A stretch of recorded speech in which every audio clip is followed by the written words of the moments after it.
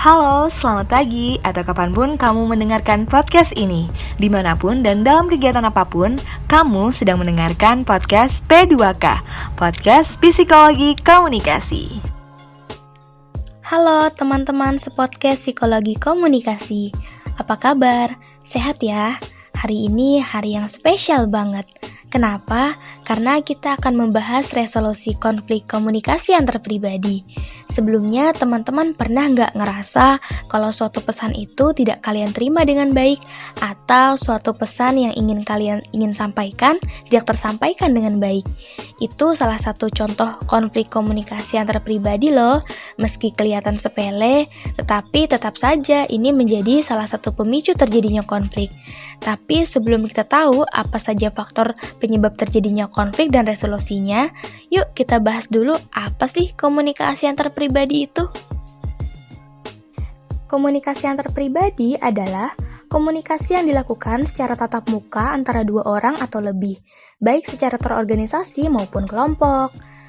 Komunikasi antar pribadi mempunyai potensi sebagai alat untuk mempengaruhi atau membujuk orang lain, karena seseorang dapat menggunakan kelima alat inderanya untuk secara langsung berkomunikasi antara komunikator kepada komunikan. Nah, kemudian pada kenyataannya, komunikasi tatap muka ini membuat manusia merasa lebih akrab dengan sesamanya, sehingga dapat dengan mudah untuk menyelesaikan suatu konflik. Nah, kemudian kenapa sih komunikasi antar pribadi itu dinilai penting? Jadi, komunikasi antar pribadi dinilai sangat efektif untuk merubah perilaku orang lain bila terdapat persamaan mengenai makna yang dibincangkan.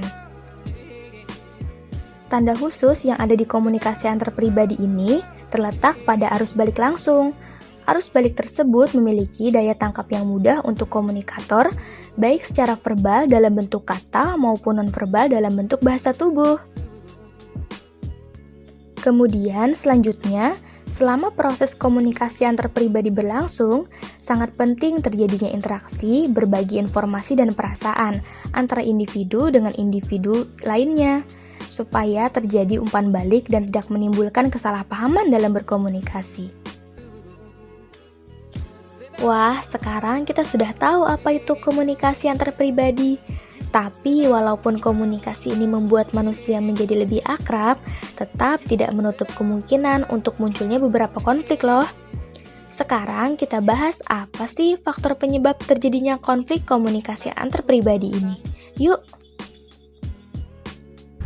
Faktor penyebab konflik dalam hubungan antar pribadi.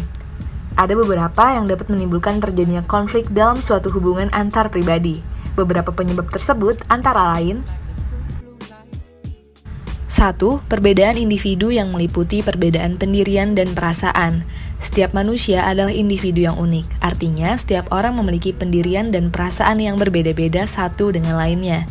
Perbedaan pendirian dan perasaan akan suatu hal atau lingkungan yang nyata ini dapat menjadi faktor penyebab konflik. Sebab dalam menjalin hubungan, seorang tidak selalu sejalan dengan orang lain. Misalnya, ketika berlangsung pentas musik di lingkungan pemukiman, perasaan setiap warganya akan berbeda-beda. Ada yang merasa terganggu karena berisik, tetapi ada pula yang merasa terhibur. 2. Perbedaan latar belakang kebudayaan sehingga membentuk pribadi-pribadi yang berbeda. Seseorang sedikit banyaknya akan terpengaruh dengan pola-pola pemikiran dan pendirian kelompoknya. Pemikiran dan pendirian yang berbeda itu pada akhirnya akan menghasilkan perbedaan individu yang dapat memicu konflik. 3. Perbedaan kepentingan antar individu. Manusia memiliki perasaan, pendirian, maupun latar belakang kebudayaan yang berbeda. Oleh sebab itu, dalam waktu yang bersamaan, masing-masing orang memiliki kepentingan yang berbeda-beda. Kadang-kadang, orang dapat melakukan hal yang sama tetapi untuk tujuan yang berbeda-beda juga.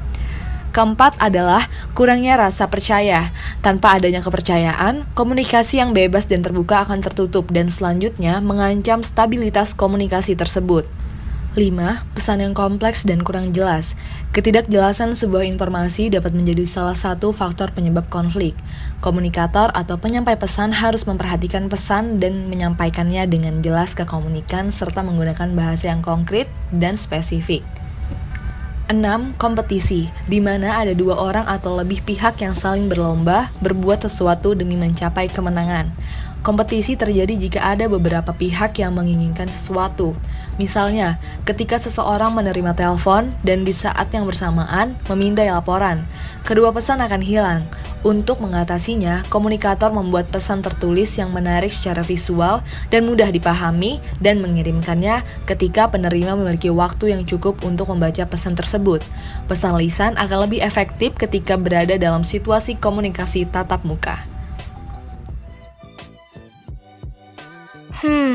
Ternyata ada banyak ya faktor pemicu terjadinya konflik. Serem juga kalau kita biarkan konflik ini tanpa penyelesaian.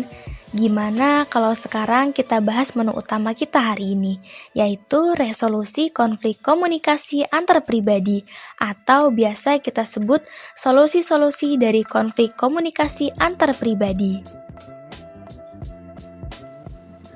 Upaya penyelesaian konflik dapat dilakukan melalui komunikasi dengan cara negosiasi. Negosiasi merupakan keterampilan yang digunakan setiap orang dalam kehidupan sehari-hari. Fisher menyatakan, negosiasi merupakan suatu proses terstruktur yang digunakan oleh pihak yang berkonflik untuk melakukan dialog tentang isu-isu di mana masing-masing pihak memiliki pendapat yang berbeda. Tujuan negosiasi yaitu untuk mencari klarifikasi tentang isu-isu atau masalah dan mencoba mencari kesepakatan tentang cara penyelesaiannya. Negosiasi ini pada prinsipnya dilakukan dengan pihak-pihak membuat keputusan dan kebijakan, agar keputusan dan kebijakan yang dikeluarkan sesuai dengan kepentingan bersama dan dapat menyelesaikan konflik yang selama ini terjadi. Penyelesaian konflik melalui komunikasi juga dapat dilakukan melalui mediasi. Moelino menyatakan, perundingan dengan mediasi yakni melalui suatu proses perundingan dengan bantuan pihak ketiga atau mediator sebagai penengah. Mediasi merupakan proses penyelesaian konflik melalui perantara, yaitu kegiatan-kegiatan yang dilakukan oleh pihak ketiga yang tidak terlibat dalam sengketa untuk membantu para kelompok yang bersengketa. Penyelesaian juga dapat dilakukan dengan cara mencari tahu dahulu informasi mengenai lawan bicara kita, dari apa budayanya dan apa latar belakangnya, karena kita tidak bisa menyamaratakan terhadap kebiasaan-kebiasaan kita dan dirinya. Jadi, komunikasi antar pribadi juga harus menggunakan sisi psikologinya, di mana kita sendiri harus tahu bagaimana perasaan lawan bicara dan kita juga harus bisa memposisikan diri terhadap perbedaan budaya ataupun kebiasaan orang lain, agar orang yang kita ajak bicara bisa merasa nyaman terhadap kita. Dan dari pembahasan tersebut, dapat kita simpulkan bahwa dalam kehidupan sosial selalu terjadi kedamaian dan konflik sosial yang disebabkan oleh komunikasi yang berlangsung di berbagai lapangan kehidupan, dari yang paling sederhana sampai kepada yang paling kompleks. Kedamaian terjadi karena komunikasi yang bersifat konsisten terhadap norma-norma sosial tertinggi. Sedangkan, konflik sosial selalu terjadi karena komunikasi yang bersifat inkonsisten terhadap norma-norma sosial dan selalu menimbulkan keadaan yang tidak seimbang. Sehingga, keadaan tidak seimbang menghasilkan ketegangan dan ketegangan menciptakan konflik sosial dan semua itu harus mempunyai cara penyelesaiannya.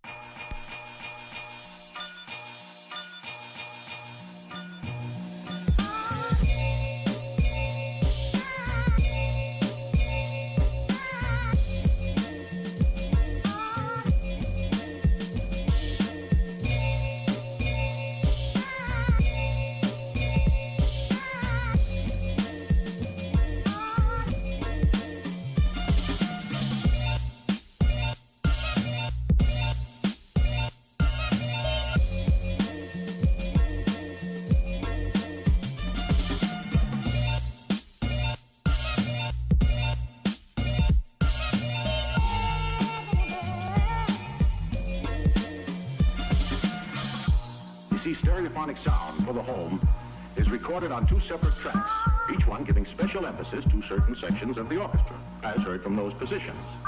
Now, when played back simultaneously on 2 separate